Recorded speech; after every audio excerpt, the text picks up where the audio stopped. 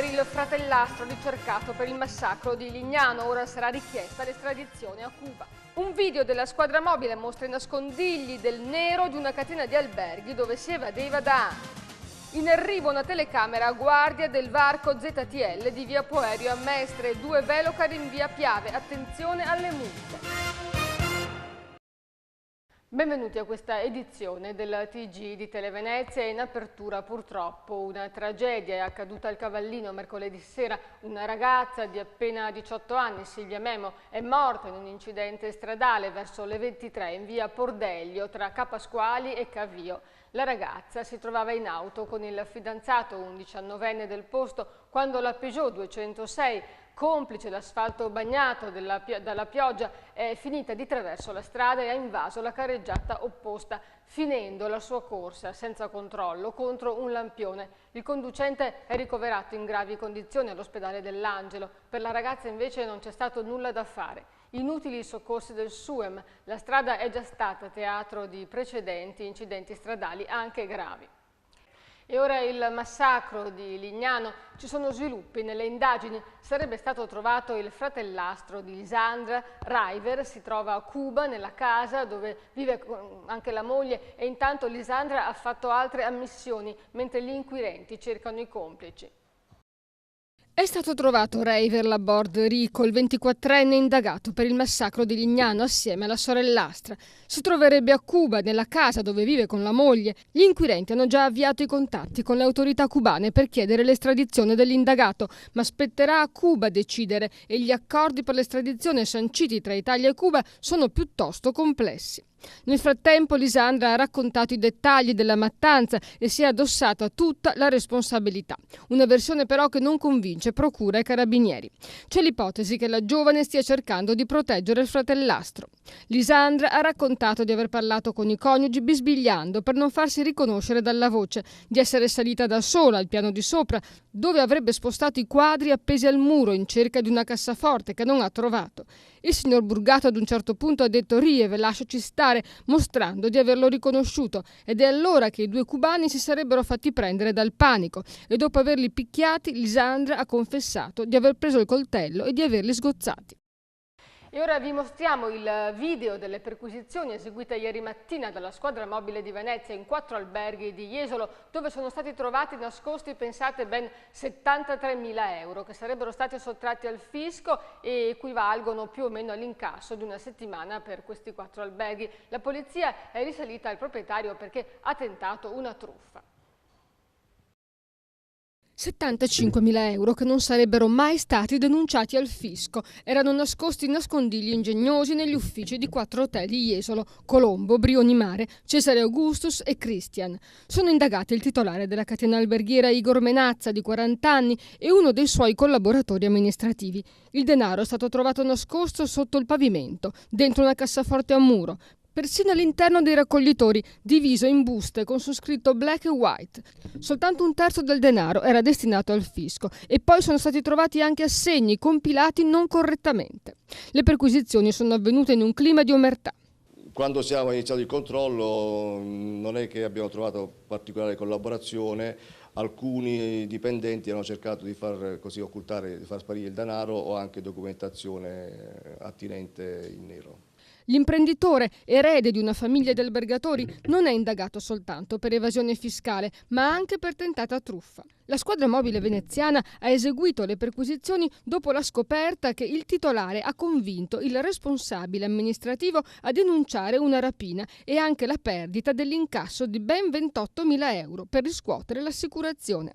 Il dipendente prima ha parlato di 3.500 euro, poi di 28.000 e gli agenti della squadra mobile si sono insospettiti fino a farlo confessare. Menazza ha avuto il ruolo di istigatore e condizionatore, secondo la polizia e la procura, tradendo uno sprezzo per la legge che ha spinto gli investigatori ad indagare nella sua attività. Decisione che ha permesso di scoprire che l'imprenditore era un evasore e che lo era da tempo. C'è il sospetto che l'evasione durasse da molti anni? Abbiamo riscontrato che era un sistema, si può parlare di un sistema consolidato che andava avanti da anni. E non finisce qui, perché la Guardia di Finanza intende intervenire e verificare se oltre al nero ci sono irregolarità anche nelle retribuzioni dei dipendenti, che sono più di un centinaio. E ora lo scandalo dei fondi del PDL usati per spese personali folli a Roma. Fa discutere anche nel Veneto la vicenda e il PDL del Consiglio regionale del Veneto ha annunciato che non andrà a Roma ad incontrare Angelino Alfano, come invece Alfano sta chiedendo a tutti i gruppi regionali d'Italia per rendere conto della gestione dei fondi della nostra regione. Dario Bond, capogruppo del PDL in Consiglio Veneto, prende le distanze da quella gestione che sposta soldi, ha detto chi sposta soldi, ha detto da un conto di partito a quello personale ruba, commette un furto. Nel Veneto i soldi invece li spendiamo in convegni, sondaggi e incontri. E ora cambiamo argomento, andiamo a Mestre, giro di vite sui controlli dei varchi della ZTL Mestrina. Da domani, fate bene attenzione alla data, venerdì 21 settembre, entrerà in funzione la telecamera tra via Poerio e via Brenta Vecchia. Le multe in caso di passaggio senza autorizzazioni ammonteranno a 76 euro. Attenzione a tutti gli automobilisti mestrini, da venerdì entrerà in funzione una telecamera tra via Poerio e via Brenta Vecchia e scatteranno multe come in via Colombo per chi non rispetterà il divieto di accesso nella ZTL ai mezzi non autorizzati. Il varco è già stato sorvegliato in via sperimentale ed è stato registrato un centinaio di passaggi abusivi al giorno e se dovesse continuare il trend sarebbe un'ecatombe per la città. L'assessore alla mobilità Ugo Bergamo sta potenziando l'informazione sulla presenza di questo nuovo occhio elettronico. Vuole evitare che si ripeta ciò che è accaduto per via Colombo. Migliaia di multe staccate in un mese, da pagare, e chi ha presentato inutilmente ricorso in prefettura dovrà versare anche le spese di mora. Bergamo ha spiegato che l'obiettivo del comune è di raggiungere tutti gli automobilisti e di spiegare loro che scatteranno 76 euro di sanzione in caso di violazione del divieto. E inoltre ha aggiunto che l'obiettivo non è fare cassa ma regolare gli accessi e il traffico in un punto delicato della città, in presenza di cantieri per sistemare via Poerio e la futura apertura dell'M9. In questo momento a Mestre bisogna fare attenzione a 8 telecamere con divieti diversificati. La sanzione è certa in via Colombo, via Olivi e via Cappuccina, dove la corsia è riservata esclusivamente al tram. Le altre telecamere si trovano in via Pio X, San Rocco, viale Garibaldi, via Spalti. Di imminente attivazione quella di via Verdi. E da lunedì entreranno in funzione anche le telecamere del temuto Velocar all'incrocio tra via Piave e via Trento. L'occhio elettronico registrerà i passaggi con il semaforo rosso e la multa di 156 euro scatterà anche in caso di fermata se l'auto supererà la linea bianca dello stop. L'eventuale occupazione dell'incrocio sarà punita perché potrebbe intralciare le manovre degli autobus. Lo ha precisato il commissario Stefano Gianolla, coordinatore dei Vigili di Terraferma, dopo le polemiche sorte contro il Velocar di Campalto, che scatta foto anche quando si ingombra l'incrocio di qualche centimetro. In quel caso, ha chiarito Gianolla, non sono state inviate sanzioni.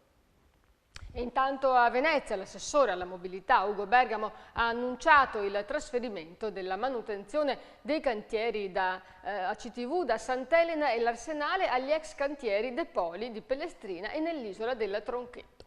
Una decisione che consentirà di recuperare nell'isola di Sant'Elena aree da destinare all'edilizia residenziale e consentirà anche di ridisegnare l'area dell'Arsenale.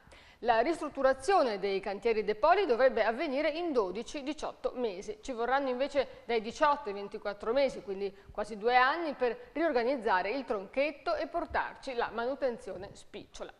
E ora uno sguardo all'area metropolitana. Iniziamo dalla provincia di Venezia, dove i paesaggi più belli sono spesso minacciati da nuove costruzioni. Sentiamo di cosa si tratta.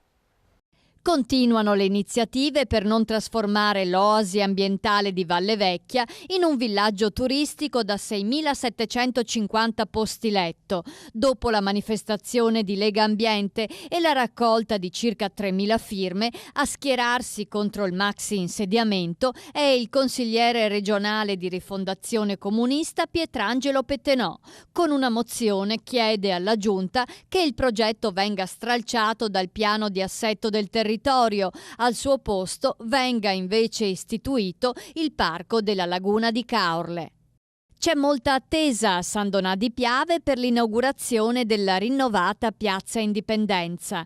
La cerimonia si svolgerà sabato 22 settembre alle 10:30. L'invito, firmato dal sindaco Francesca Zaccariotto, sta per essere recapitato a tutti i cittadini di San Donà. La nuova piazza ha un respiro molto più ampio, è completamente pedonalizzata e il monumento a Giannino Ancillotto è stato spostato di una ventina di metri. I lavori sono durati un anno e sono costati oltre 3 milioni di euro. E ci spostiamo ora nella Marca Trevigiana, dove i sistemi di videosorveglianza stanno diventando sempre più efficaci e sofisticati. Vediamo di che cosa sono capaci. Per 7 giorni tutto quello che succede nelle strade e piazze di Vittorio Veneto rimane registrato in un cervellone a disposizione di polizia locale e carabinieri. È quanto stabilisce il regolamento della videosorveglianza del comprensorio. Sono quasi 50 gli occhi elettronici puntati sui luoghi più frequentati della città. Alcune sono in grado di brandeggiare e zoomare, inquadrando in caso di necessità persone e oggetti. Una è persino in grado di identificare in tempo reale le targhe di veicoli ricercati, raffrontandole con una banca dati. Il sistema non intende comunque violare la privacy dei cittadini. Eventuali inquadrature su proprietà private verranno oscurate. Se nel prossimo fine settimana a Nervesa della Battaglia si vedranno soldati in uniforme d'epoca, il motivo è che si sta girando un film. Da venerdì 21 a domenica 23 settembre sono previste infatti le riprese di My Name is Ernst, un docufilm su Hemingway in Veneto diretto dal regista Emilio Briguglio. Altre location saranno Fossalta di Piave, dove lo scrittore fu ferito, Chioggia, Caorle e ovviamente Venezia. Tra gli interpreti il padovano Stefano Scandaletti, direttore della fotografia Lorenzo Pezzano. Andiamo infine nel Padovano per parlare di un corso universitario che promette sicuri sbocchi lavorativi. Un corso universitario all'ombra della rocca per aspiranti infermieri. È la nuova iniziativa dell'ULSS 17 e dell'amministrazione comunale di Monselice. Si tratta di un corso di laurea triennale in scienze infermieristiche, promosso in collaborazione con l'Università di Padova. Già dalle prossime settimane partiranno le lezioni del primo anno. In totale sono 920 ore, suddivise fra lezioni in classe, laboratori e tirocini. Il tutto a Monselice, una bella opportunità che ha riscosso subito notevole interesse. Le preiscrizioni hanno infatti abbondantemente superato i posti disponibili. Concerto antiprostituzione all'Imena si terrà sabato 22 settembre in zona industriale, solitamente frequentata da lucciole e coppie di scambisti.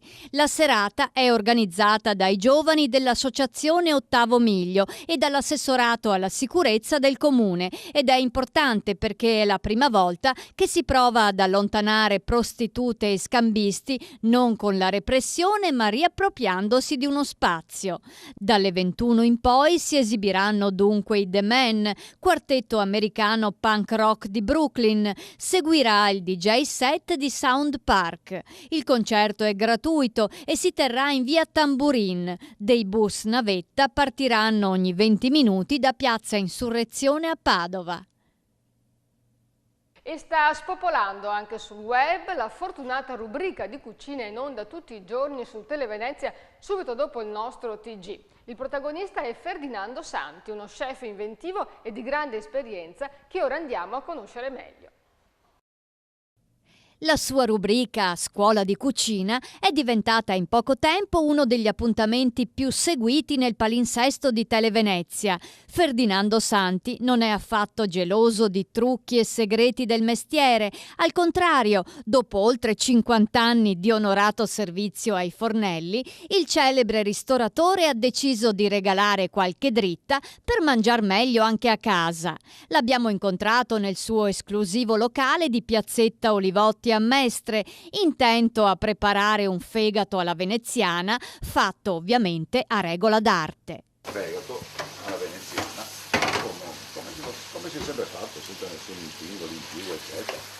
Si addolcisce un po' con un po' di marsala adesso e basta. fatto, non ha bisogno di niente, se il prodotto è buono il suo, non occorre fare altre invenzioni.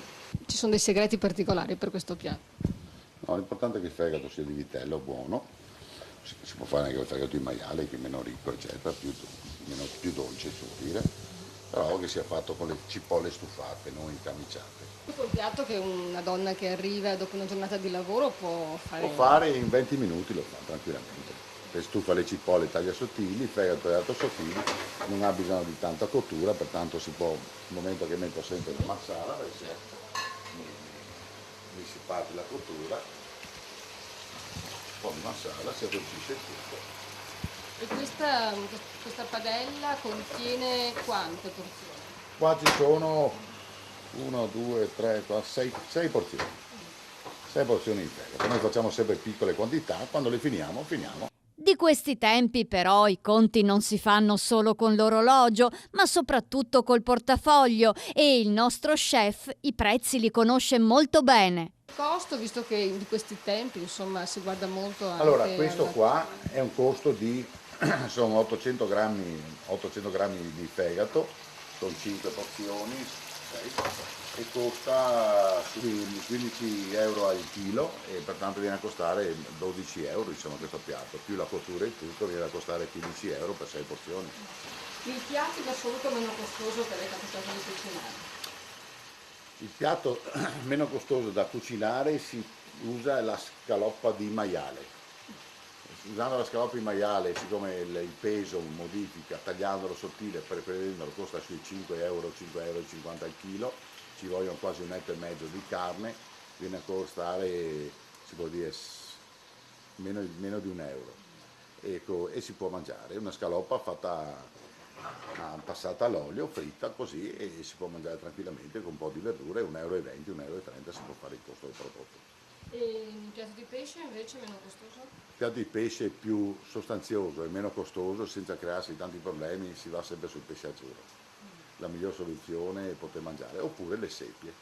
Le seppie li trovi a 6-7 euro al chilo. Economia a parte, la scuola di cucina targata Santi spazia dal salato al dolce, dagli arrosti ai fritti, dagli stufati ai crudi, sempre alla ricerca di una sintesi perfetta. E anche qui i buoni consigli sono fondamentali.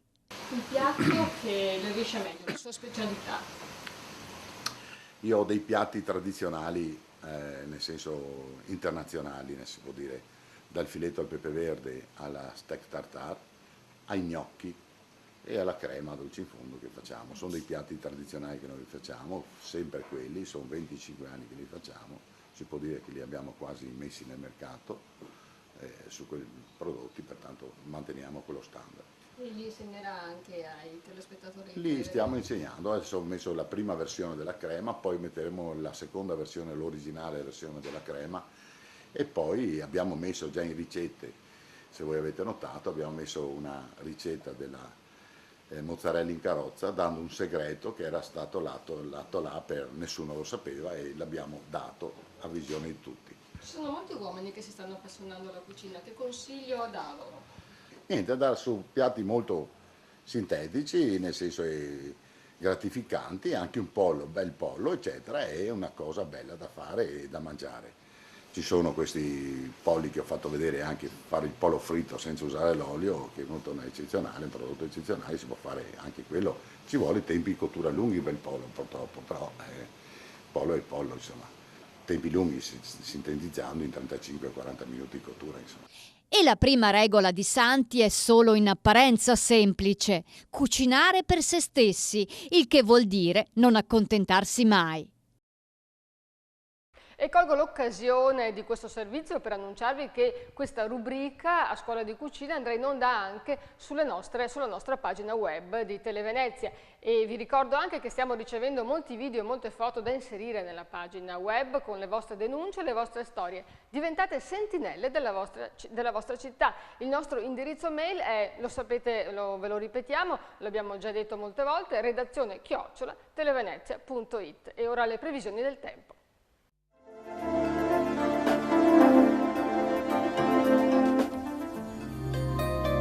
Grazie all'alta pressione avremo sole fino a domenica, ma con clima fresco. Venerdì 21 settembre, tempo stabile con cielo tutt'al più poco nuvoloso, valori termici stazionari o in leggero aumento, mare calmo o poco mosso. Sabato 22 settembre, nebbia mattutina in rapido dissolvimento, poi soleggiato, minime e massime in ripresa. Domenica 23 settembre, cielo sereno con qualche velatura in transito, valori ancora in rialzo, compresi fra i 15 e i 26 gradi.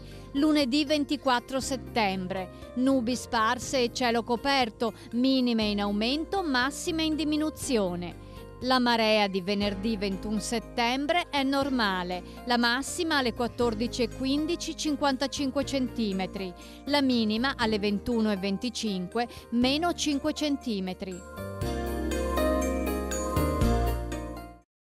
Bene, con questo era proprio tutto. Grazie per averci seguiti, grazie per averci soprattutto scelti. Buon proseguimento.